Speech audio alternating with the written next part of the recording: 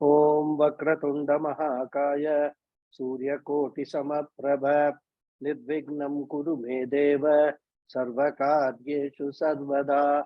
Om Shri Mahaganapataye Namaha. Om Shri Gurubhyo Namaha. Harihi Om Sadashiva Samarambham Shankaracharya Madhyamam Asmadacharya Paryantam Vande Guru Paramparam. अस्मद्गुरुभ्यो नमः। श्रुतिस्मृतिपुराणानाम् आलयं करुणालयं नमामि भगवत्पादं शङ्करं लोकशङ्करं शङ्करं शङ्कराचार्यं केशवं बादरायणं सूत्रभाष्यकृतौ वन्दे भगवन्तौ पुनः पुनः ईश्वरो गुरुरात्मेति मूर्तिभेदविभागिने व्योमवद्व्याप्तदेहाय दक्षिणामूर्तये नमः। ओम श्री मेधा दक्षिणामूर्ति स्वामिने नमः। ओम सहना भवतु सहनौ भुनक्तु सह वीर्यं करवावहै तेजस्विनावधीतमस्तु मा विद्विषावहै। ओम शांति शांति शांति। हरि ओम श्री गुरुभ्यो नमः। हरि ओम। ओम पार्थाय प्रतिबोधितां भगवता नारायणेन स्वयं व्यासेन ग्रथितां पुराणमुनिना मध्ये महाभारतम् अद्वैतामृतवर्षिणीं भगवते अष्टादशाध्यायिनीं अम्ब त्वामनुसन्धदामि भगवद्गीते भवद्वेषिणीम् यं ब्रह्मा वरुणेन्द्र रुद्रमरुतः स्तुन्वन्ति दिव्यैस्तवैः वेदैः साङ्ख्यपदक्रमोपनिषदैः गायन्ति यं सामगाः ध्यानावस्थितदद्गतेन मनसा पश्यन्तु यं योगिनः यस्यान्तं न विदुः सुरासुरगणाः देवाय तस्मै नमः। So namaste once again everyone. We were seeing this shloka, 50th shloka. Buddhi yukto jahati hai ubhe sukrita dushkrite tasmat yogaya yujyasva yoga karma sukaushalam. So as I said, in this shloka, Bhagavan Krishna is giving the second definition of karma yoga. We have already seen the first definition, samatvam yoga uchyate, equanimity of the mind with reference to the results of karma done by us, all actions done by us. And this equanimity a karma yogi has in his response to the result of his karma. And here Krishna gives the second definition, yoga karmasu kaushalam. And in this shloka, a karma yogi is called buddhi yukta. And what happens to him? He says, sukrita dushkrite ubhe jahati iha. Iha, here itself, in this life itself, jahati, he gives up. What? Sukrita dushkrite ubhe, both punya and papa. How does it happen? Is it that the karma yogi directly, once becomes a karma yogi, the punya papa are gone? The answer is no. Because a karma yogi ultimately will become a jnana yogi. It is only for obtaining the yogyata for jnana yoga that a person takes a sankalpa to practice karma yoga. So karma yoga will necessarily lead to jnana yoga. And a karma yogi, through all his experiences in life, the lessons that he has learned from life by practicing karma yoga would have attained sufficient chitta shuddhi, and sooner or later his mind will ask for something which is lasting and permanent. Because one of the best advantages of this karma yoga is, as even you practice karma yoga, slowly we will start realizing, understanding the ephemeral nature of this entire universe. Nothing is permanent here.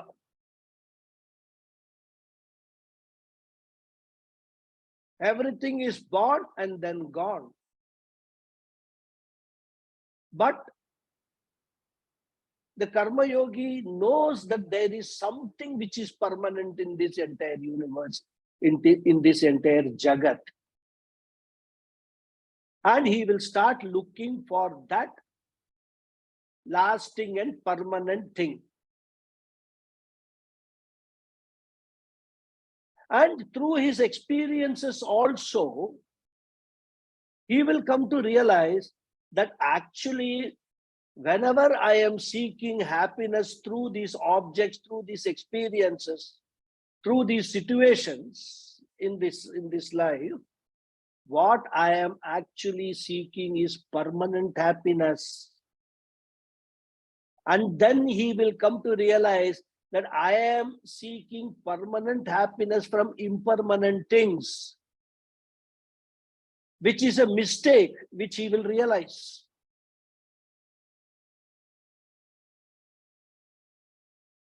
And of course, he will realize over a period of time. Because this feeling of misery, becoming miserable, getting rid of that is very, very difficult. Takes a long time. Because a karma yogi will see even very successful person becoming miserable when they fail for the first time. I have been doing so well. I've been so successful. How come this failure has come to me? That person, in fact, he will be more miserable than a person who is accustomed to failures. Even a person, suppose he has won some 10 Grand Slams, Wimbledon and all that, the Grand Slams. If he loses the 11th one, it will make that person very, very miserable. And when the karma yogi sees all these things, he soon discovers that by seeking happiness from impermanent things, I am committing a mistake. In fact, he will come to realize that I am seeking security from insecure things. I am seeking fulfillment from finite things. I am trying to seek permanent happiness from impermanent things. And once this realization dawns on him, he will come to an appropriate source and qualified guru who will unravel the Shastra's teaching to him, who will talk about permanent thing, who will talk about only secure thing in this entire world. He will talk about limitlessness, he will talk about infinite things. And coming to that is called Jnana Yoga. So this is the process which takes place, and this process can vary, the time can vary from person to person, depending upon how much chitta shuddhi he has attained. So every karma yogi will come to Jnana Yoga one day or the other. And once he comes to Jnana Yoga, he discovers his true nature. And what is his true nature? His true nature is he is Ajaha, never born. He is Nityam, permanent. Once the true nature is realized and assimilated, all karma phalas fall away. And therefore Krishna says, Sukrita dushkrite jahati. He discovers his Atma Swarupam. And which of course we have seen what is this, Atma Swarupam in some detail from verses 12 to 25 of this chapter, where Bhagavan Krishna started his teaching with Jnana Yoga only, highlighting the Atma Swarupam of every Jiva. And then he discovers that all this Punyam, Papam, etc. we talk about is relating to this particular body, mind, sense complex. And that this body, mind, sense complex is not me. I am of a higher nature. And once I discover that I am not the body, mind complex, all the punyam but papam which are attached to this body, mind, sense complex also fall away. We have seen this in Tattva Bodha, how this whole process happens. What happens when a jnana yogi, a jnani gets jnanam? At that time, what happens? We have seen all that, how the law of karma acts at that time. Therefore, a karma yogi gives up sukritam and dushkritam as a result of self-knowledge, and which of course is the result of jnana yoga, and which is a result of karma yoga. So the stages in a spiritual journey are starting with karma yoga, then going to jnana yoga, then gaining jnanam, and then sukrita dushkritam tyagaha, renunciation of all transcending punya papa. And that stage is what Shastra calls moksha. So therefore, when Bhagavan Krishna says, Sukrita dushkrite jahati iha, we must very carefully understand that remaining in karma, a person can never transcend the punya papa. The more karmas he do, the more punyam or papa he will keep on gaining. It is only when person attains the jnanam of his true nature, of his higher nature, that these karmas will automatically fall away.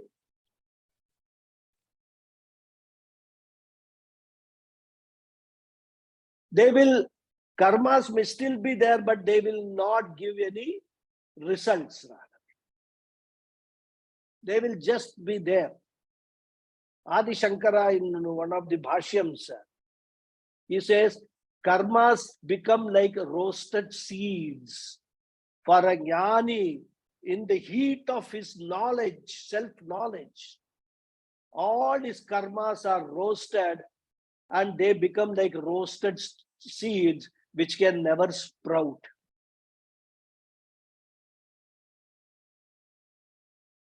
So as long a person remains in karma, takes himself to be a karmi, a doer, a karta, he can never transcend punya papa. It's like a person in a whirlpool. He will be going round and round and round, and one day he will ask himself, what is the benefit of all these things? All along I have been in a rat race. He will ask the question, am I a rat? Why be a rat at all? Why can't I be something different? Get out of this whirlpool, this samsara chakram. Let me find what is it that I need to do that. Of course, this kind of a thought or this kind of a sankalpam will come to very few people, not to everybody. But eventually everybody will get it. And the only route to get that, go to that stage is karma yoga. So therefore he says, Arjuna, tasmat yogaya yujyasva. Come to that jnanam. But to come to that jnanam, you have to do action. You have to do karma. You cannot say that I will leave everything now itself. Because a karma yoga, any karma done with the attitude of karma yoga is necessary.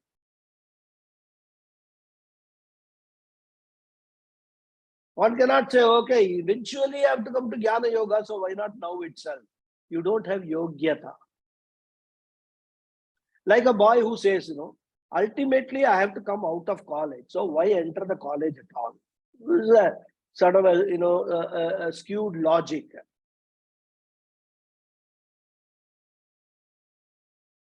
Because we have to enter the college, study, then come out of the college, gain certain yogyata for the next stage of our life, whether it is a job, whether it is higher studies.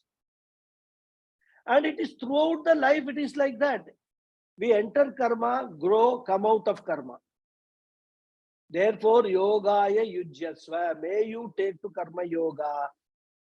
And yoga karmasu kaushalam. So, as I said, Bhagavan is now giving the second definition of karma yoga. Yoga karmasu kaushalam. Karmasu means with reference to actions. Thus, with reference to actions, yoga is kaushala. Kaushala means the state of mind or the disposition of a kushala. Kushala means the one who is an expert. Now, we have a problem. This word kaushala, which means become an expert, all kinds of interpretations are given for this word. As I said, kaushala is an abstract noun of the word kushala. So kaushala means one who has got the qualities of an expert. It's expertise or skill.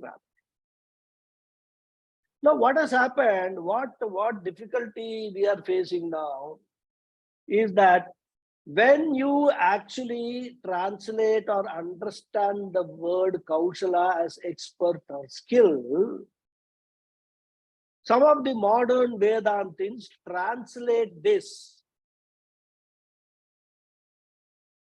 That skill in action is yoga. Means what? Whatever you do, if you are doing with a certain degree of efficiency, that is karma yoga. This is the interpretation people take. Even though a karma yogi has to be efficient always, efficiency as such is always desirable rather. But that is not what karma yoga is about. Why such a translation or such a meaning is inappropriate, it will become clear as we proceed. For that, we must remember what I said, generally, in the Gita, the word karma is usually used with reference to Vaidika karma, even though it does not preclude us from actually taking all karmas for understanding Karma Yoga. Therefore, if karma is taken to mean any action performed, not just Vaidika karma, because Vaidika karma also needs to be performed with expert skill, and that people are trained to do that. There are priests who are trained to do the Vaidika karmas with lot of skill. But doing a Vaidika karma is not Karma Yoga. So if we take the word karma to mean any kind of action performed, which is the general meaning of the word, then we have to look at it from the standpoint of a person's entire life. Then it will not refer to any particular action, then it will refer to the action which will be the collective activities that you perform in your attempt to fulfill all your raga dveshas. Now, ultimately, the performance of any karma is instigated by our raga dveshas only, our likes and dislikes. That's why in deep sleep state, when there are no likes and dislikes, all raga, the entire antakaranam is all at rest, completely in laya. You don't perform any action. Therefore, when we say skill in action, if we take that interpretation, it would mean that if you are very skillful in all the actions that you have performed in your life or you perform in your life, then you are a karma yogi.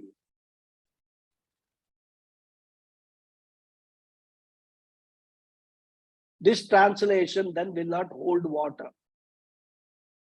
Puja Swamiji says, this is a secular translation designed to bypass Ishvara.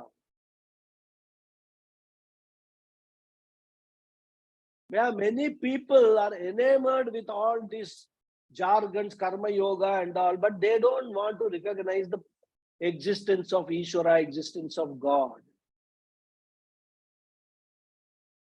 Then they have no understanding of what Ishvara we are talking about. As I said earlier, karma yoga is a religious attitude. It is the attitude of a devotee. There is no way of escaping this.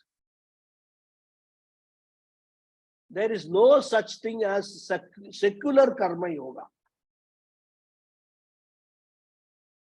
Let us see this little more detail.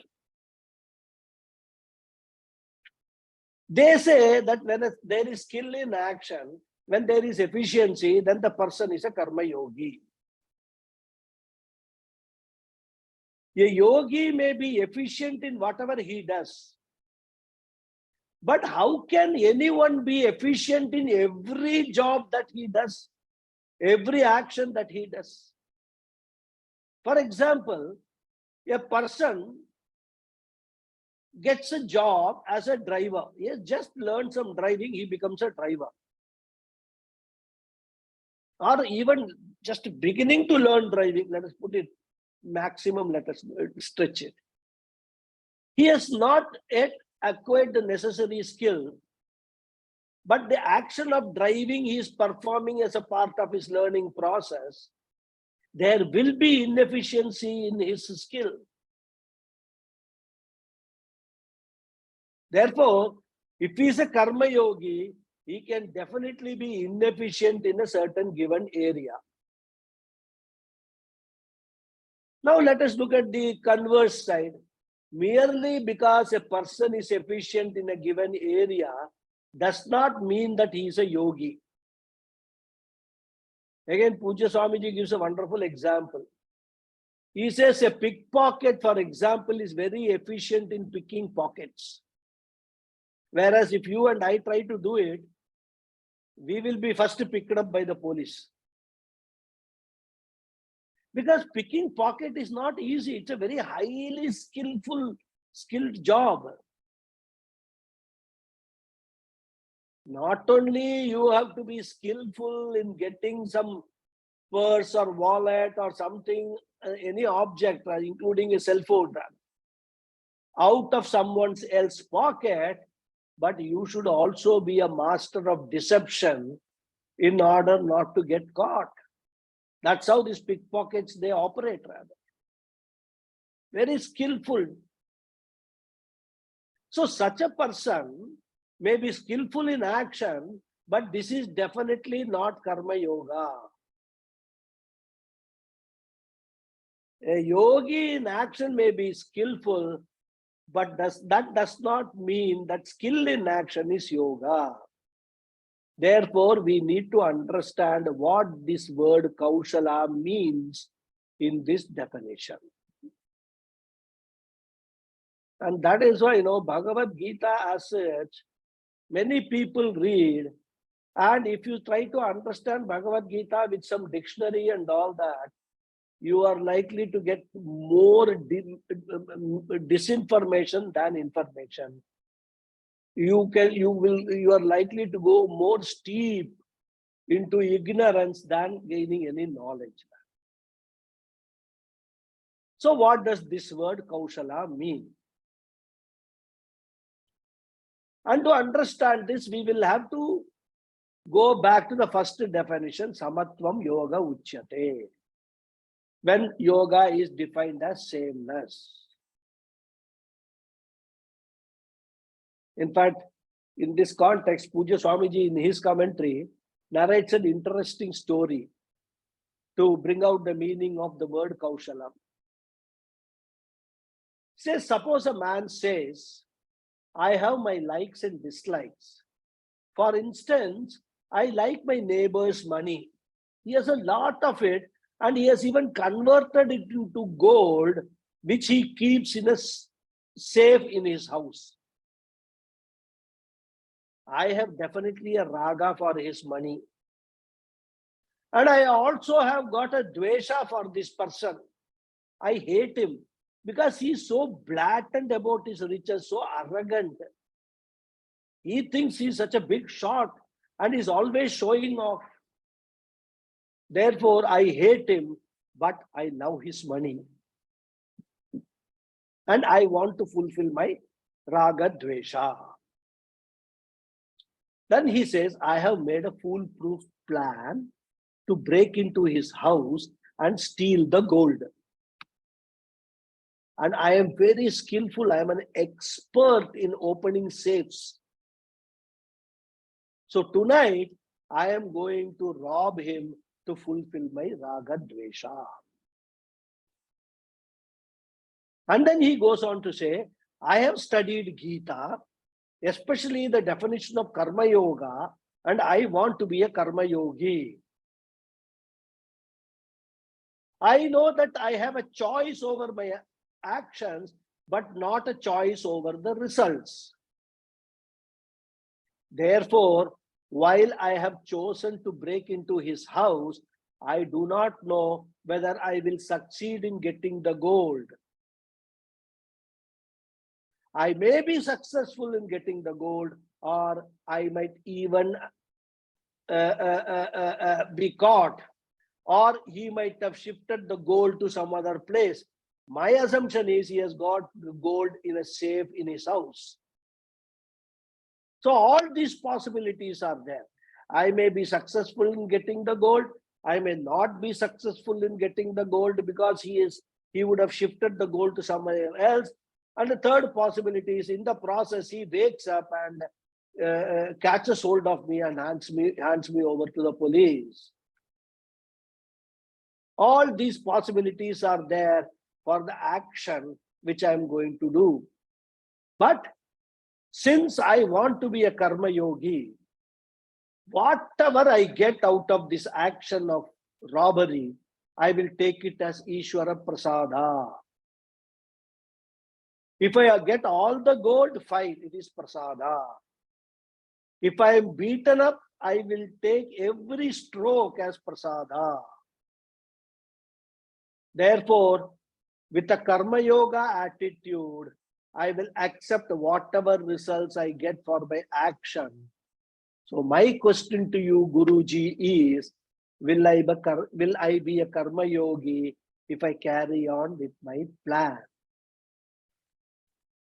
And Puja Swamiji says that it is perhaps for such a person, this person's sake only, or say people like him, that we have the definition yoga karmasu kaushalam. So the word kaushala here means discretion in one's karma, expertise in choosing one's karma carefully, expertise in exercising one's choice for doing an action. It is not an untethered choice without norms. It is a choice with discretion, meaning that one's choice should be in keeping with certain norms. This then is another very important aspect of Karma Yoga. Earlier, we talked about how we should receive the results, with what attitude we should receive the results of Karma Yoga. Now, what we are talking about is with what attitude we must actually be doing the karmas itself. How we should be exercising our free will and make choices to do the karmas. So these two aspects are very important in understanding Karma Yoga.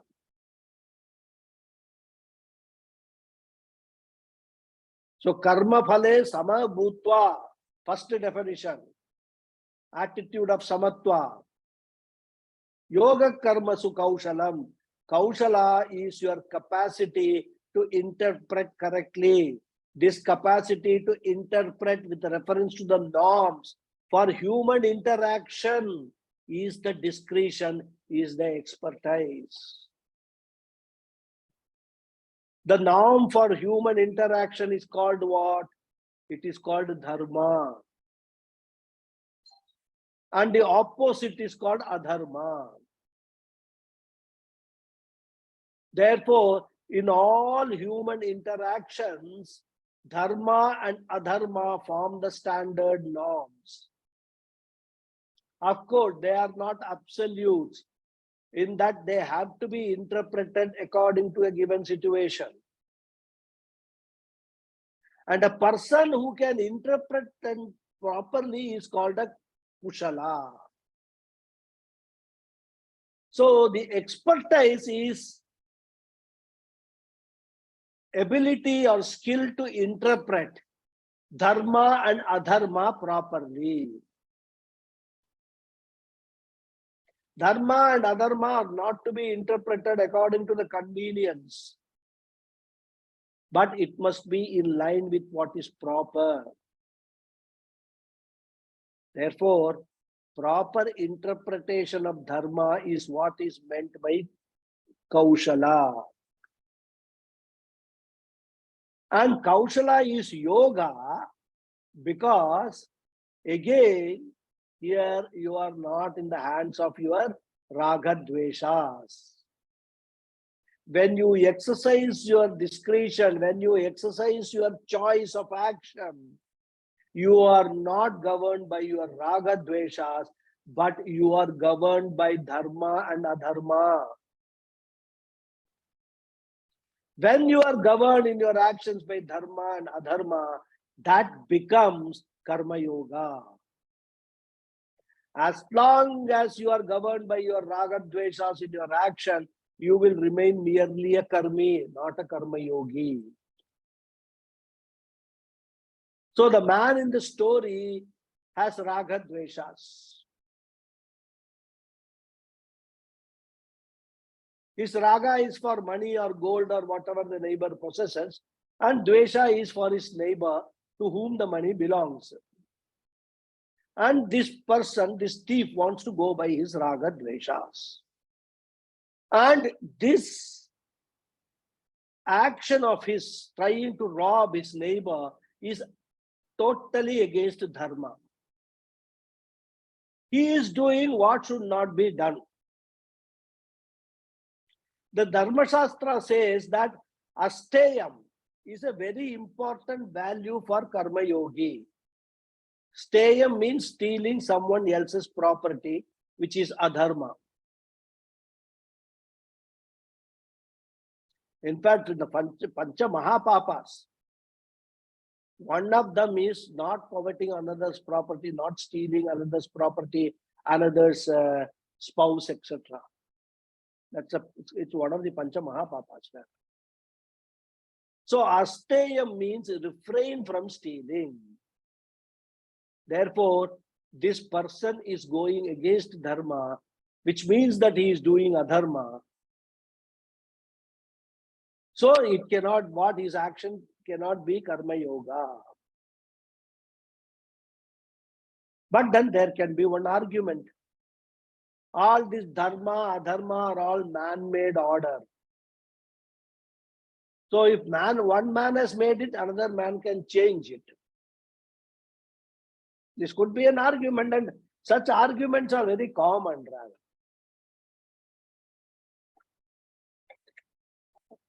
Whenever we are sitting in satsang and all that, very natural question comes to people's mind. It's a good thing because of such people who raise such questions, other people also get the clarity of what the Shastra says. So let us examine this contention that dharma, adharma are man-made order. And again, this Puja Swamiji deals with in a masterly fashion in his commentary, which is what I'm sharing with you. Suppose in a particular country, there is no law against stealing. Does that mean that if someone takes away what belongs to another, it would not be called stealing?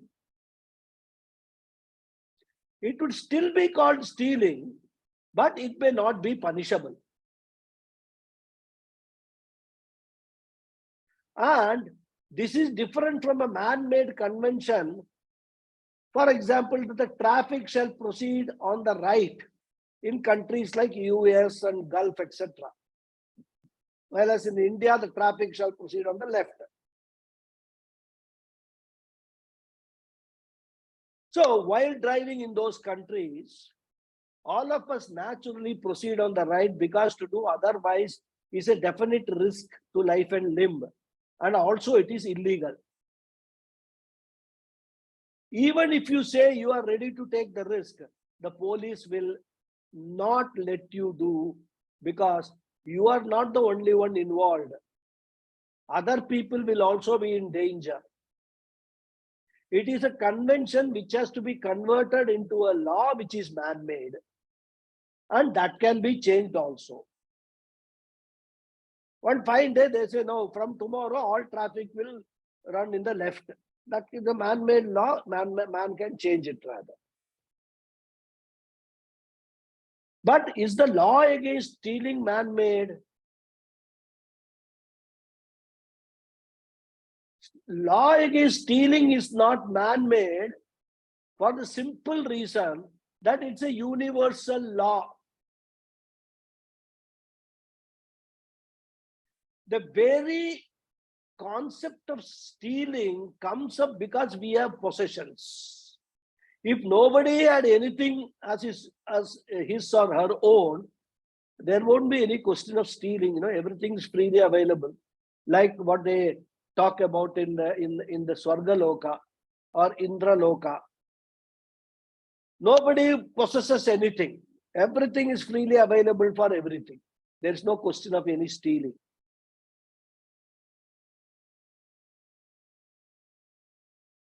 So in such a system, even though there would be people, there won't be anything to steal. So one cannot steal from another.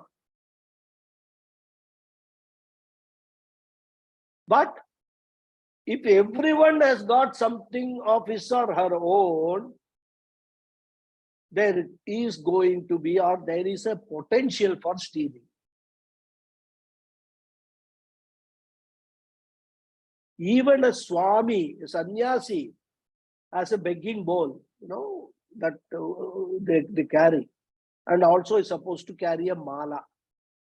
These two are very important symbols or linga for a sadhu, and he is supposed to carry them always. And there are thieves for this also, because that begging bowl, his bhiksha bowl, what they call, it's a very rare thing, and it's very expensive. It runs into sometimes 50,000, 1 lakh rupees. So there are people to steal that also.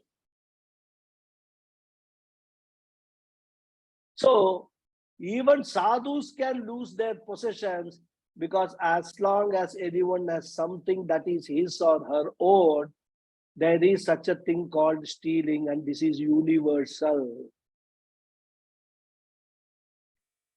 So like adharma, stealing is universal, dharma is also universal and not man-made. What is dharma? Dharma is something that is commonly sensed by a human being, and it is meant for human action, human interaction. I live and let live. I want to be left alone, in the sense that I do not want the few possessions that I have to be stolen. And at the same time, I let others live in the same way. I let others keep their possession.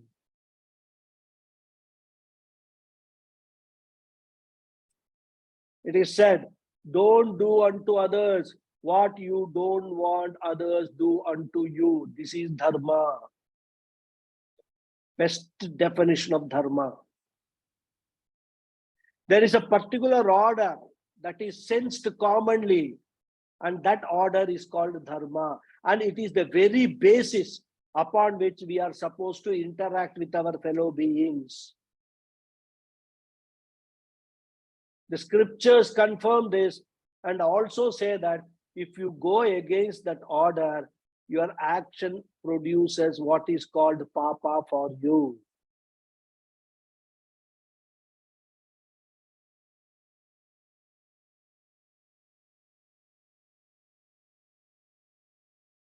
In fact, if you look at it, what the scriptures say, they are not prescriptive. They don't tell us what is right and wrong, what is dharma, adharma. They don't say, thou shalt do this, thou shalt not do that, etc. All that the scriptures say is merely confirming what we already know. In fact, even without scriptures, we do not need to tell any of these things to anybody. Dishonesty is adharma. Honesty is dharma. We don't want anybody coming and lying to us. That is why we should also not lie to anybody. Which for this, we don't need the scriptures to teach us. We know it instinctively that our society can be in harmony, that our lives can be in harmony with the interests of everybody else in the society, only if we follow certain dharmic order, rather. And this we know, rather. Every child knows that.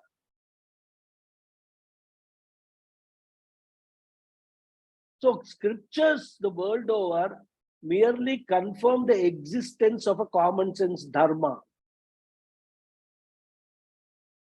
Therefore, it is not that the scriptures or this common sense dharma came into the world at certain periods of time, and finding that there was no dharma, established one.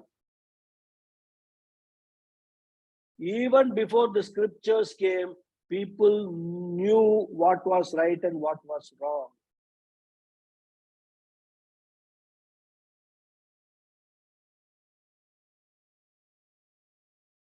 And this does not require any education or any teaching. I know that I should not steal, I should not get hurt. I also know that others do not want to be stolen from or to be hurt. And this is the common norm. What is equally common to you and me is the norm on the basis of which we can choose our actions. Therefore, we have got a common norm, dharma, and the person who is able to interpret his or her to be done actions in terms of a dharma has kaushala.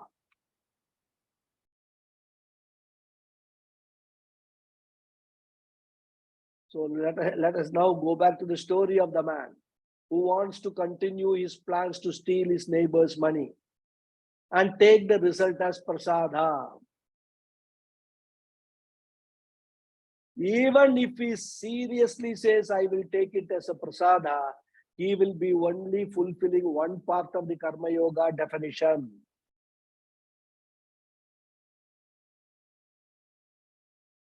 He will be only fulfilling the karma yoga definition to the extent of karma phala, samatvam.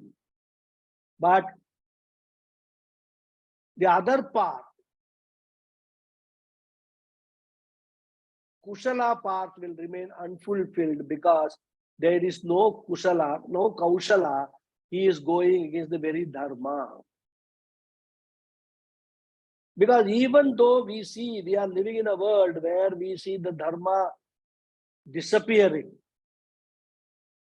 people still more or less do follow some norms. If everyone were to do exactly what they wanted, what will happen? The strong will be hitting the weak, robbing them, and so on. All of which will be going against the dharma. There would be no order, only confusion. And people will find it difficult to live his or her life. Because there is still some order in the world today, because there are some dharmic norms, we are able to live peacefully. Of course, no doubt there is adharma too, because choice is there, free will is there. And there are people who are going to abuse their power of choice sometimes. Therefore, this person who wants to rob his neighbor has to be told along with Arjuna, along with all of us, that he must conform to dharma. Even though his likes and dislikes prompt him to do otherwise. He should not be led by his raga dveshas, but he should be led in his actions, choice of his actions, by dharma adharma. But then what happens to raga dveshas? You just imagine for a karma yogi. The raga dveshas get curtailed at the level of action.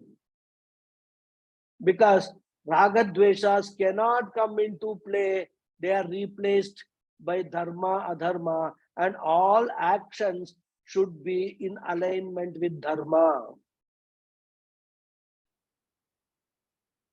And if that happens, and if there are still lingering likes and dislikes, which are not in conformity with dharma, they die a natural death, because there is no one to feed those raga dveshas.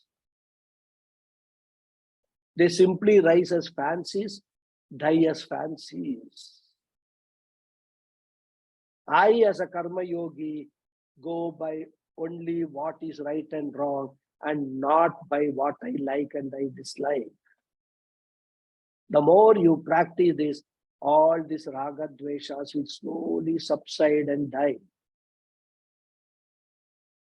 Therefore, to summarize, we have a two-part definition of karma yoga: samatvam yoga uchyate and yoga karmasu kaushalam. With reference to the results of your action, there is sameness, samatva in your response. And gaining this attitude of samatva depends upon the recognition of Ishvara as karma phaladhata, the giver of the fruits of all our actions. And we must remember, whatever result we gain, the law of karma does not cheat us in any way. The cosmic order does not cheat anyone in any way. It is the same order applicable to everybody, everything. Therefore, as a karma yogi, you have the same attitude towards both desirable and undesirable results of your action. Karma phale samatva buddhihi. Then, with reference to the action itself, because there is a choice involved, as a karma yogi, you exercise your choice based on certain norms. These norms are indicated by the rules of dharma and adharma. They are universal and common to all. They are called samanya dharma. So even when we talk of dharma, we talk of two types of dharma, samanya dharma and vishesha dharma. Samanya dharma is the one which is universal, applicable to all, and everybody has to practice it. It is samanya dharma which actually sustains the harmony in this entire society, in the entire world. But this samanya dharma also must be interpreted to accommodate given situation, so that it is appropriate to that situation. This interpreted dharma is referred to as vishesha dharma. Even our ordinary laws, they have got similar provision, where there are exceptions to every law. No one has ever made any law, including Bhagawad, without there being an exception.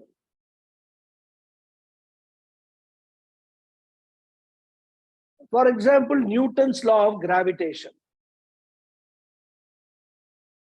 Mostly it will apply, but only in certain areas.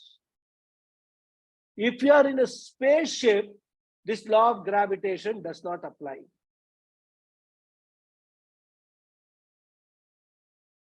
If you try, we have seen those photos, they are trying to eat something in the spaceship, and that thing, because there is no gravitation, it just goes on floating in the air.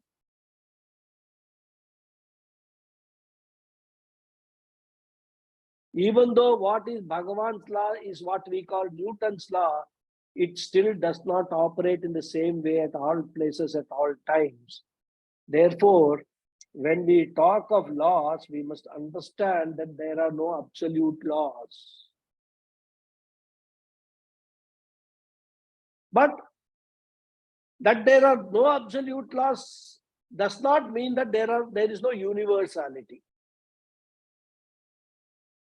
Dharma is universal because I feel the same way as others feel.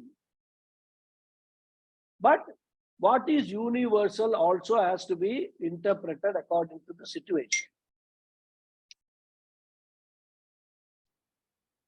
As I said, even though we expect people to speak the truth to us, we must know that people also expect the same from us. But there could be times that one may have to tell a lie in order to save someone's life. And this is Vishesha Dharma or interpreted Dharma.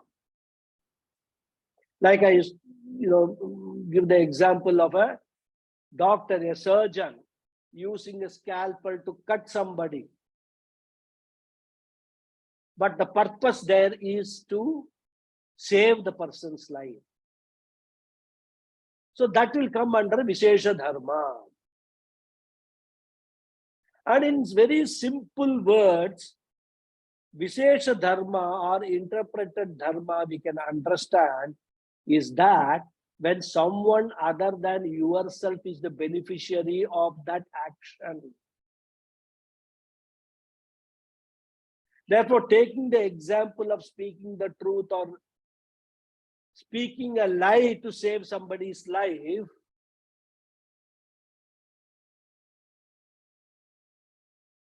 The difference between dharma and adharma with reference to this speaking truth depends upon whether or not you are the beneficiary of the life.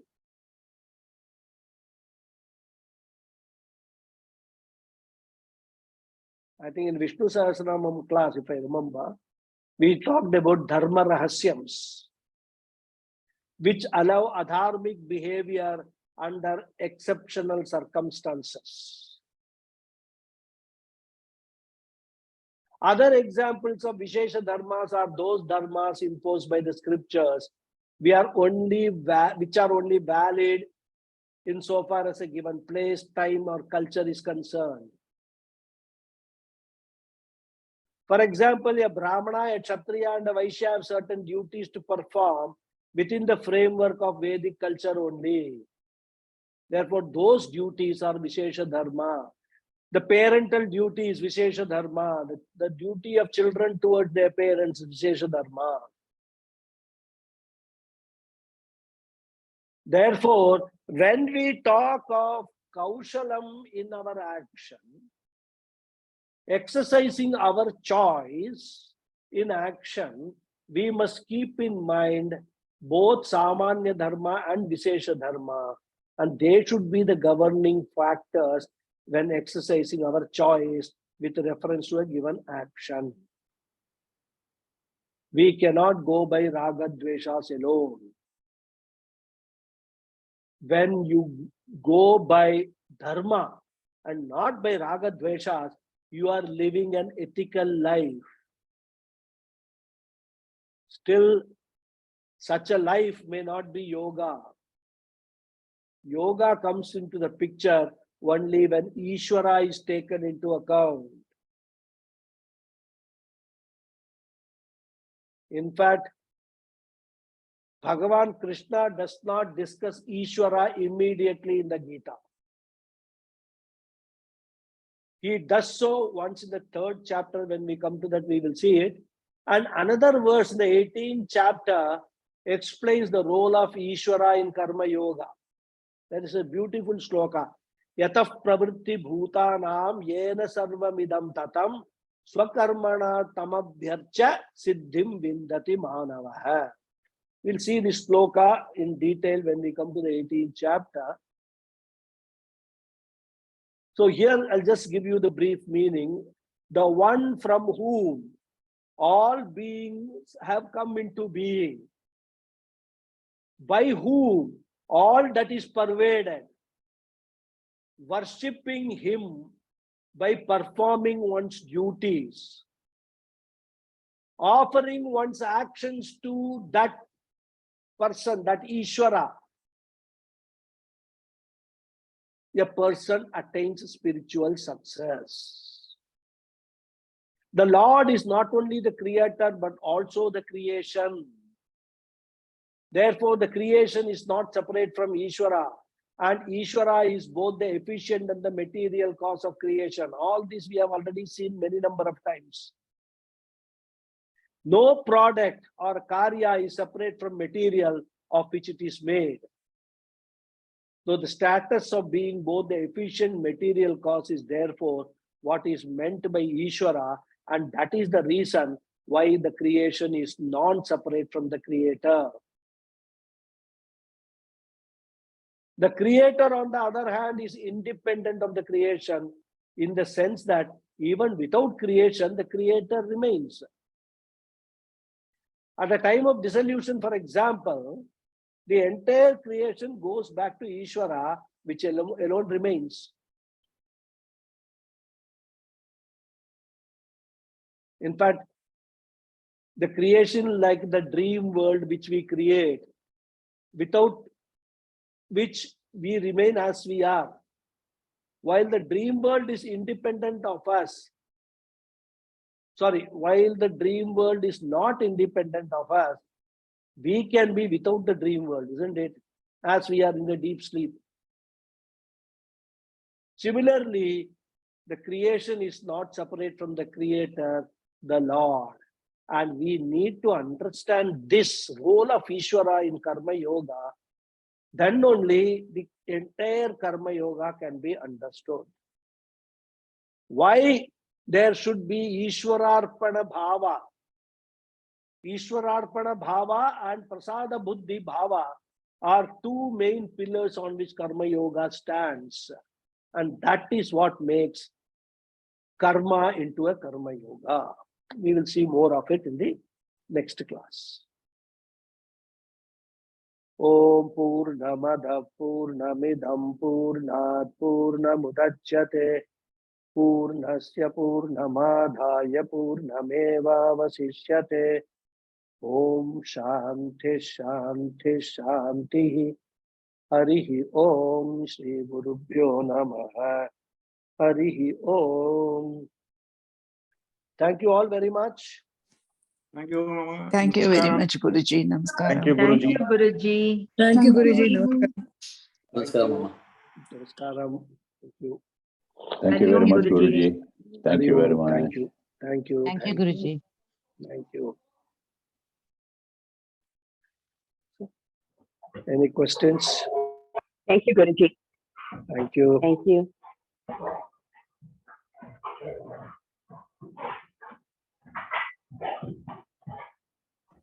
No hands are going up. Pranam, Guruji.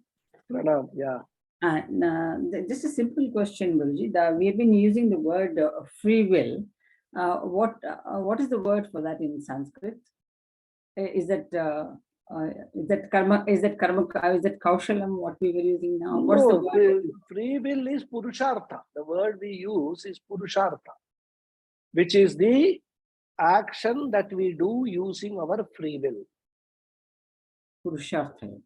Because purushartha is also the goal. Yeah. Artha, kama, artha purushartha, kama purushartha is the goal. And what we employ to attain those purusharthas is also called purushartha, which is nothing but an expression of our free will. So the goals that we attain in our life, whether it is security goal or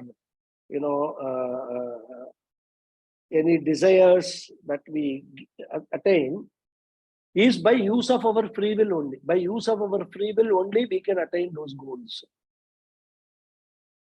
So Yes. that is why the free will is also called Purushartha, and through Purushartha what is attained is also called Purushartha. So the word Purushartha has got both the meanings. And here the Purushartha refers to free will.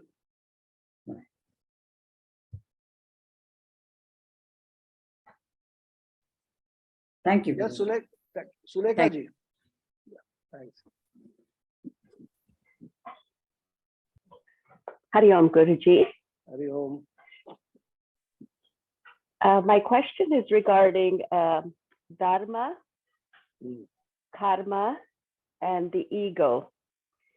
And please correct me if my understanding is incorrect, but is the idea of karma phala or karma yogi, excuse me, related to the lessening of the ego? And in that sense, there's a greater expansion or understanding of dharma, so that there is very little focus on one's own self, but on whatever the action is the outcome of the action is to be, benefits the most number of people. Is this a correct understanding? Well, I mean, it has got all... is that we less. Yeah. Sorry, my apologies. No, that's okay. So what that I'm saying chitta is, shuddhi, sorry, continue. As we develop our chitta shuddhi, or as we increase our awareness or understanding of our own self in the cosmos, that our ego continually lessens and lessens, so that there is less interest in one's own self, whatever the outcome of the results is, and that as a karma yogi or development, we look to the best benefit for others. Is this correct? Well, I mean, as I said, it has got all the components of what you have understood, right? But just to put it simply, if you actually look at the role of ego, the likes and dislikes, all our desires stem from this ego, right? I like this, I don't like this, kind of a thing. That I, which is that ego part. Now, when you are when practicing karma yoga, when you are reducing the role of likes and dislikes, and you replace that by dharma, adharma, right? Now what happens that these likes and dislikes start losing their effect on or their control over your actions rather. And when that happens, their very base is the foundation, the ego also starts getting diluted. So what you are understanding is correct, but there needs to be a refinement in that understand how that process happens. So by continuous practice of karma yoga, where you are actually subordinating your likes and dislikes to dharma, adharma, then the ego also, slowly feels, I have no role to play here. That is what happens. So it is right. I mean, this karma yoga, it's a when you practice karma yoga, it is a multi-pronged benefit you get. Because the ego's resolution of the ego to a very large extent is also one of the preparatory steps for jnana yoga. Because when we come to jnana yoga, if you are still having the identification with your body, mind, sense complex, which is nothing but identification resulting out of your ego, then the jnana yoga will not make any sense to you. You can't talk about Brahman and things like that and all. He says, what Brahman? I can't see a Brahman. I can only see my body, mind, sense complex. That's why karma yoga acts not only merely as chitta shuddhi, but the word chitta shuddhi itself needs to be understood in the totality rather. It is not just purification. Purification of what? Purification of, first of all, getting rid of all this kama, kama, krodha, lobha, moha, mada, matsarya, one aspect of it. Purification by getting or reducing the role of ego in our actions. So there are many aspects of this chitta shuddhi, and everything together we can get it as a package by practicing karma yoga. And also the third aspect of karma yoga, which is Ishwararpana bhava and prasada bhava, also reduces the ego, because then you say, I am the doer, I have done this, I am great, do you know who I am? All these questions will not come in your mind at all. That also helps. So karma yoga is a very comprehensive package for chitta shuddhi in all respects, and which is a necessary preparatory step for jnana yoga. Does that clarify? Yes.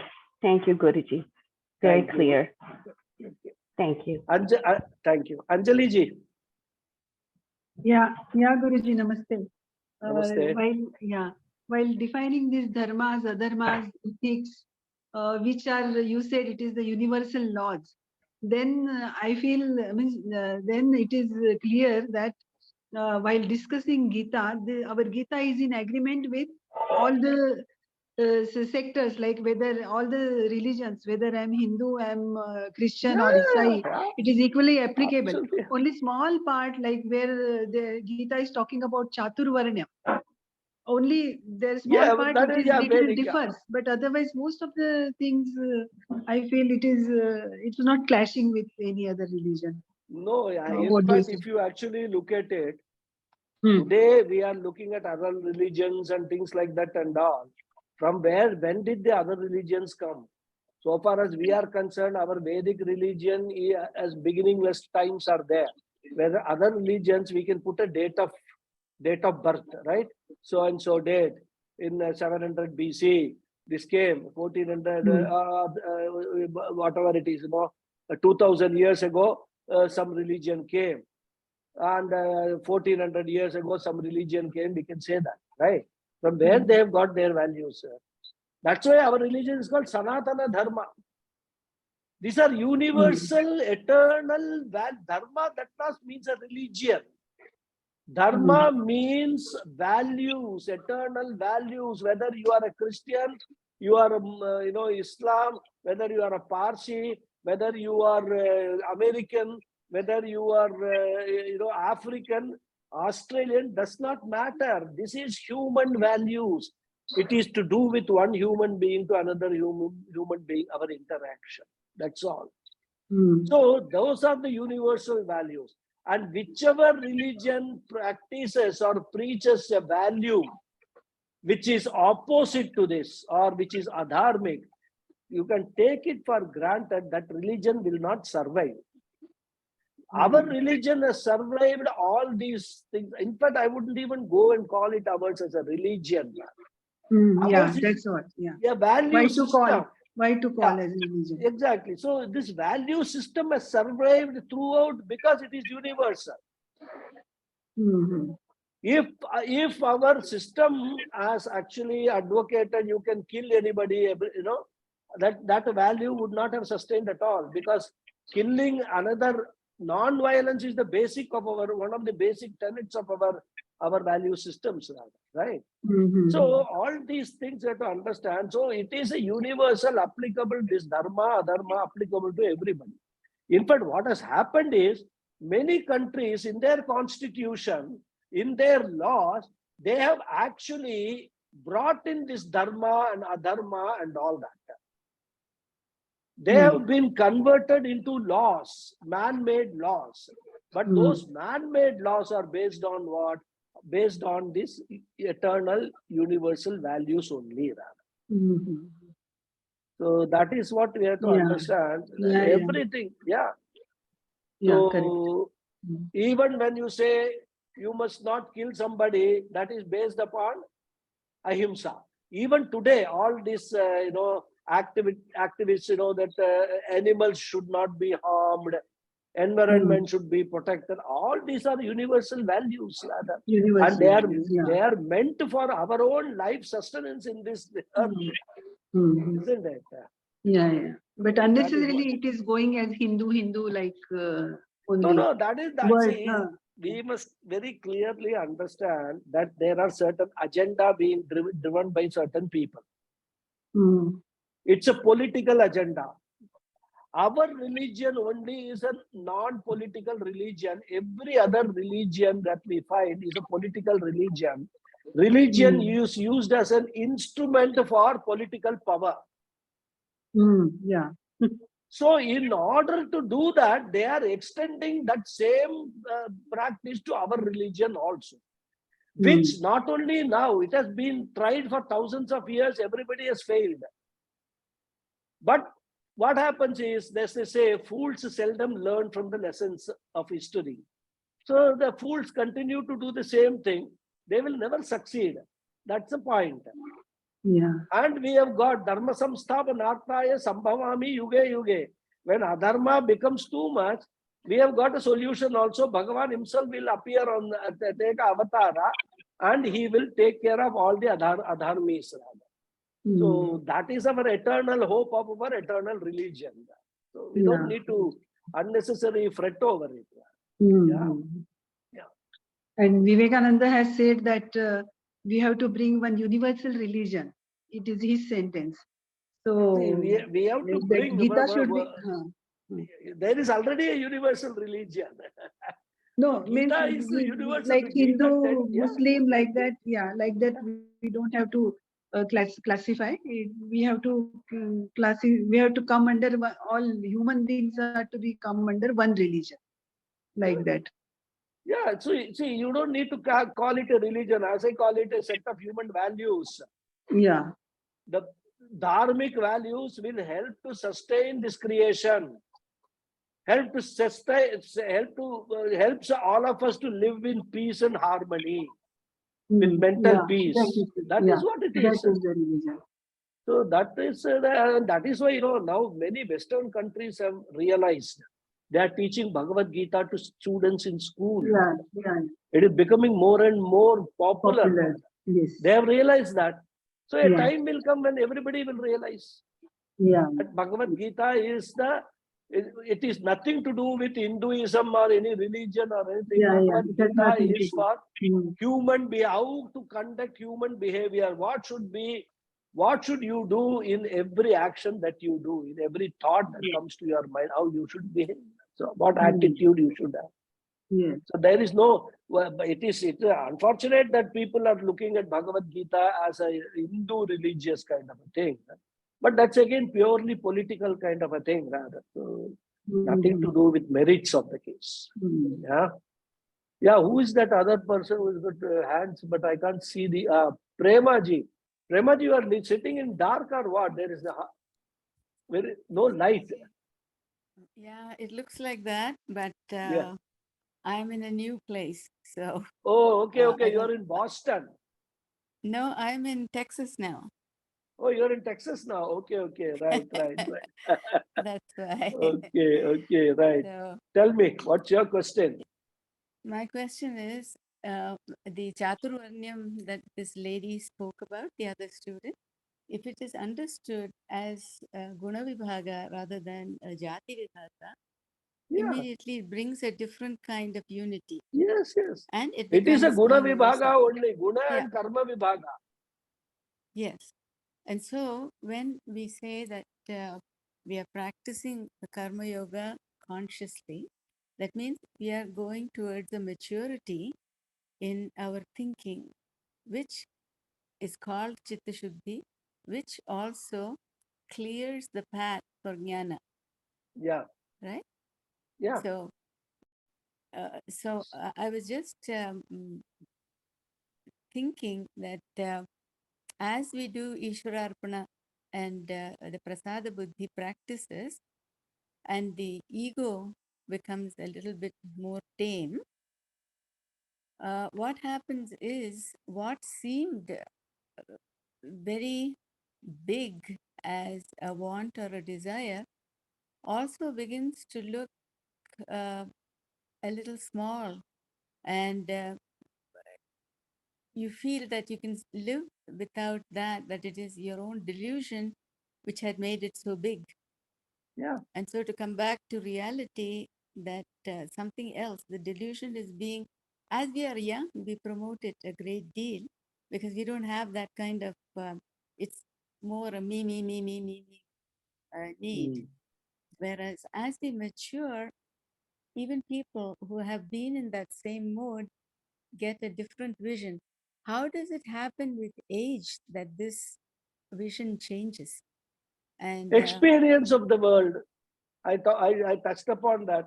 The more you experience the world, the more you interact with the world, the more you reflect upon what is happening. Automatically, this understanding starts coming that, and it is a natural process rather. I mean, as we grow older also, our desires as such, likes and dislikes as such, come down substantially. Have we not realized that? Have we not experienced it rather? So that is something to do with our experience with the world. And if you are little more alert, little more, I would say, introspective, then you will realize that all I am doing is for happiness. I want to be happy always. But what what is happening is I am depending upon impermanent things for getting a permanent happiness. And that realization, when it comes, whether it can come explicitly or implicitly, then you start slowly weaning yourself away from these impermanent things. In fact, we reach a stage even in terms of our likes and dislikes.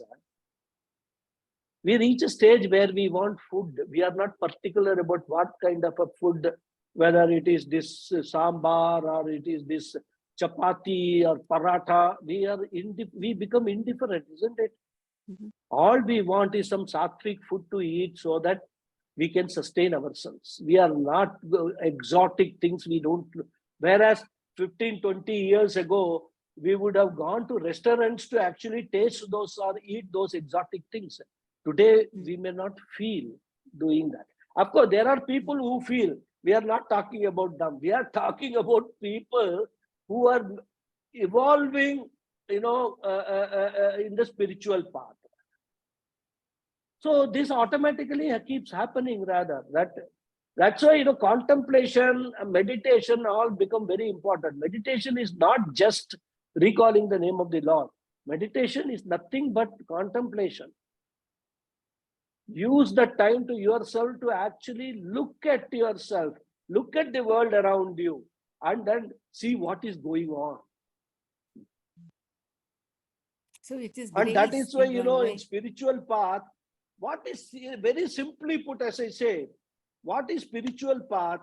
The entire life of this of a human being starts with the tamasa guna predominance.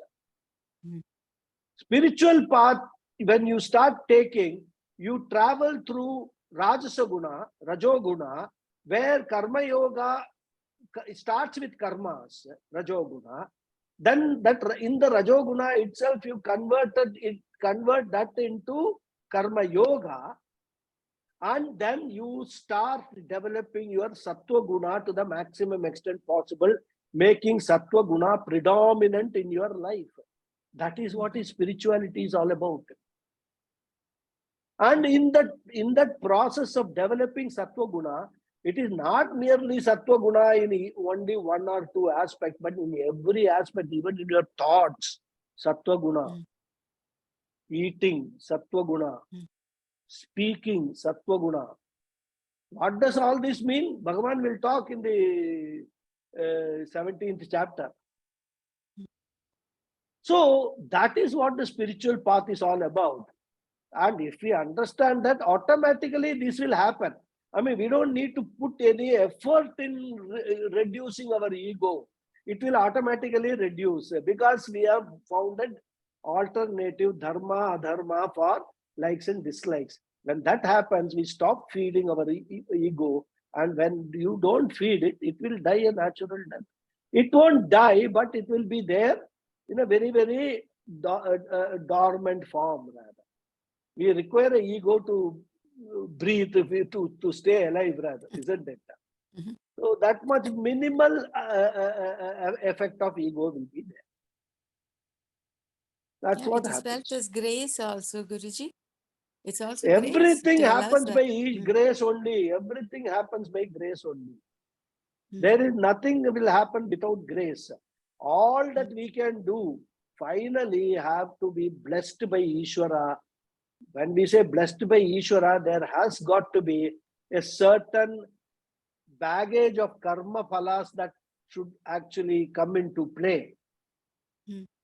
And that is what is Ishvara's grace. Right? Now, what could happen probably is, when we are talking about karma phala, excuse me, is that when the order of the cosmic order realizes that this person is in a very serious spiritual journey, then he wants to reach the end as a jiva.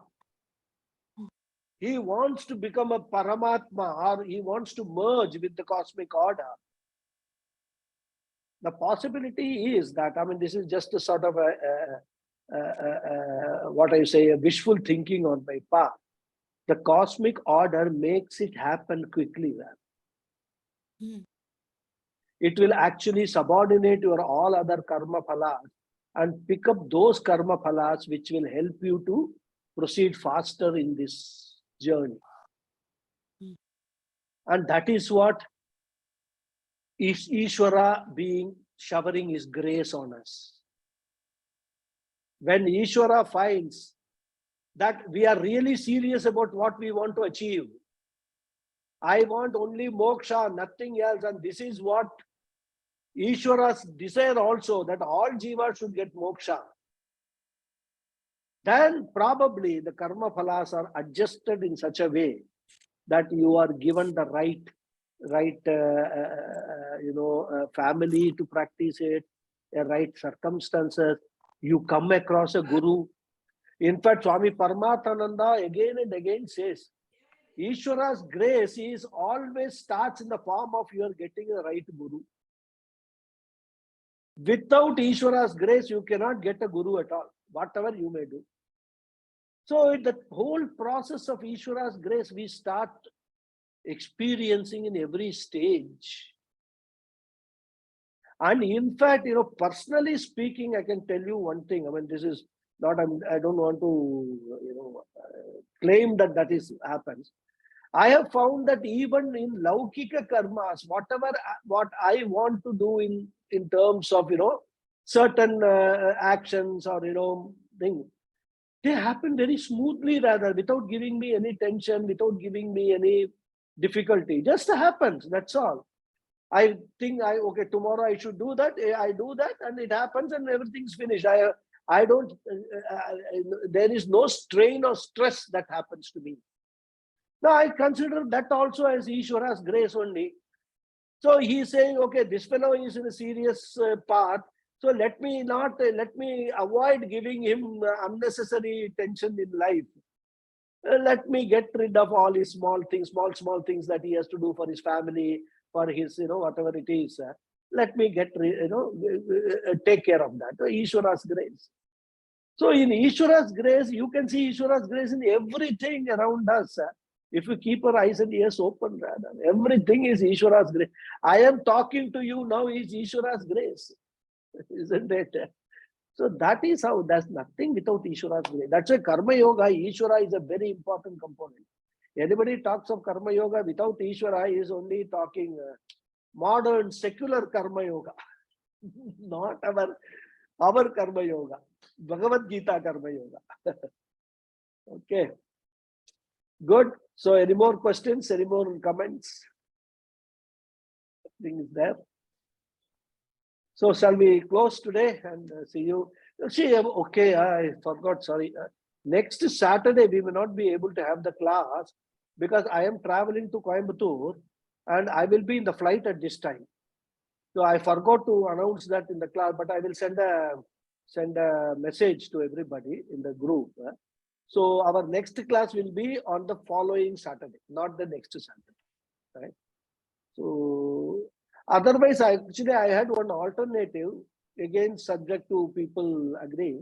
We can advance the class by a day and we can have this class on Friday, in which case I will be able to take the class. We need not miss it rather. So again, what I will do is I will make this suggestion on the as a message. And if there are many people for whom Friday it is not inconvenient, then only next class we can have it on a day earlier. Then we will not miss the class rather. What Is about that okay? what about the Sunday class, Guruji? What about the Sunday? Sunday class will be there. Sunday I'll be in Coimbatore, so I'll take the Sunday class. That's not a problem. Only see, when I book the ticket, this is the only thing available for me. So I just booked the ticket and thought that okay, one class will miss, but I still don't have a mind to miss a class. So I thought that why can't we have just for a day, one class we can have it on a Friday evening, same time, if we can have it, unless it is inconvenient for most of the people. Then of course, then I will give it a go by. But if most people, those one or two people for whom it is inconvenient, they can always watch the video rather. So that's not a big deal rather. So let me see, let me send a message out tonight or tomorrow, and let me find out what the preference is. So normally I don't like missing the class, I mean, because this is again a part of our commitment rather. But sometimes I am in, can't. Guruji. You Friday are is in, okay yeah. for me. Good. So Sulekha ji, what about you? Friday you have work? No, should be fine for me, Guruji. I'm traveling, but it will depend on the Wi-Fi situation. Yeah, But yeah, should be okay. fine. I can Anyhow, make. we will do a poll, we will Yeah. do an opinion poll on the group, and then we will decide on that. Okay. Thank you, Guruji. Right then, thank you, Hari Om. Thank you, All of Guruji. you. Thank you and Hari Om. Hariom, Hari Om, thank Hariom you. Guruji. Hari Om.